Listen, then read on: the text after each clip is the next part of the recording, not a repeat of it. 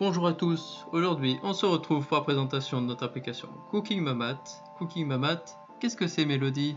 Cooking Mamat est une application destinée pour les enfants entre 7 et 8 ans, plutôt CE1, CM2, et qui permet d'apprendre les mathématiques appliquées tout en s'amusant sur le thème de la cuisine.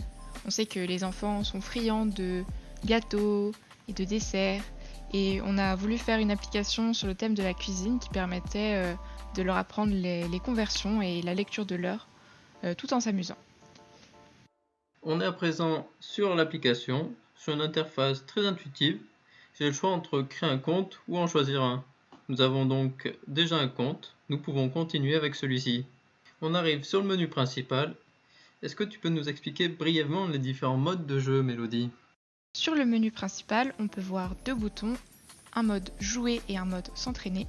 Le mode jouer réalise une recette tout en passant par les 3 types d'exercices disponibles. À la fin du mode jouer, on peut voir une correction. Le mode s'entraîner permet de jouer à un type d'exercice sur lequel on peut avoir des lacunes ou alors à son exercice préféré.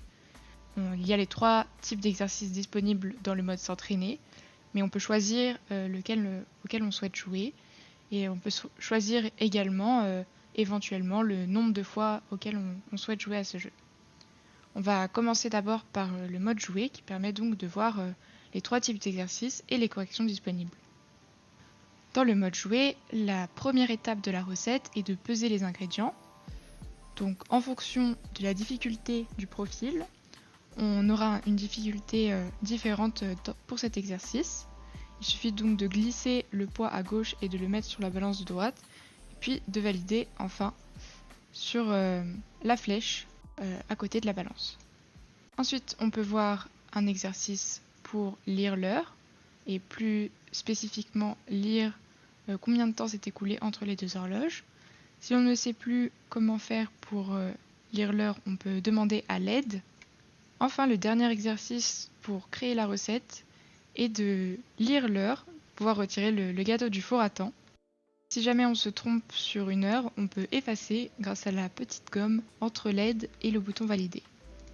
On a fini la recette, on voit notre récompense, le joli gâteau, et on peut voir la correction en cliquant sur le bouton à gauche.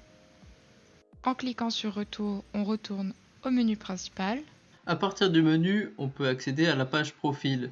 La page profil permet au superviseur de suivre l'évolution de l'apprenant. On a une page générale qui regroupe l'ensemble des exercices joués par ce profil.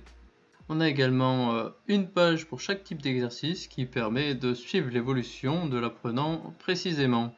Donc on peut voir qu'il y a une note de 0 à 20 qui est définie selon le temps et la réponse qu'il a donnée à l'exercice. On peut également voir qu'il y a plusieurs difficultés, donc 5 difficultés qui sont générées aléatoirement et un principe de progression automatique, c'est-à-dire qu'on regarde les 5 dernières parties de l'apprenant et s'il a plus ou moins bien joué en fonction de sa note, on monte d'un niveau ou on en descend d'un.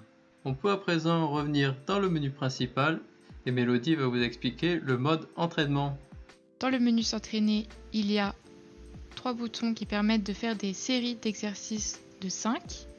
Il y a aussi une fonction plus pour créer une série personnalisée. On peut choisir le type de jeu auquel on souhaite jouer. Et dans les 2 premiers jeux, on peut voir qu'il y a 2 modes, le mode classique et le mode dessiné. On peut choisir également la difficulté et on peut choisir le nombre de séries qu'on souhaite faire de ces exercices.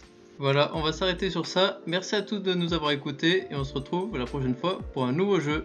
Merci Mélodie.